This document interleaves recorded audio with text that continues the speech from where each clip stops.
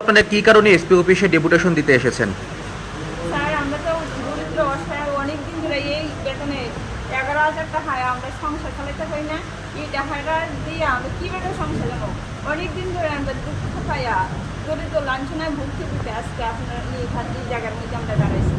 এই টাকা সাময়িক টাকার মাধ্যমে আমরা সংসার চালাতে পারি না, বৃদ্ধ মা বাবাদের কোনো চিকিৎসা করতে পারি না, ছেলে মেয়েদের ভালোভাবে পড়াশোনা করাতে পারি না, অন্য কিছু তো নিজের চাকরিদায়িত্ব বাদে অনেক সময় তারা ক্যাম্প খাটে, থাকতে পারবে তারারও 3-4 হাজার টাকা লাগে।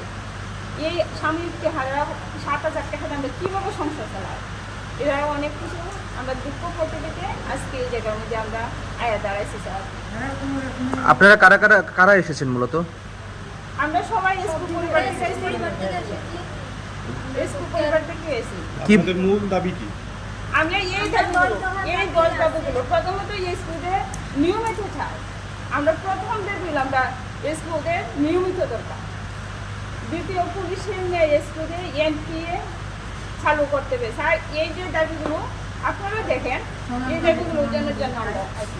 প্রথমত আমরা প্রথম দাবি হলো আমরা নিয়মিত চাই, স্কুলে নিয়মিত করতে হবে। কি বলেছেন এসপি স্যার, কি বলেছেন? আমরা আশ্বাস দিয়েছেন, কাগজ আমরা দিয়েছি, ওটা পাঠাবেন। ঠিক আছে, থ্যাংক ইউ।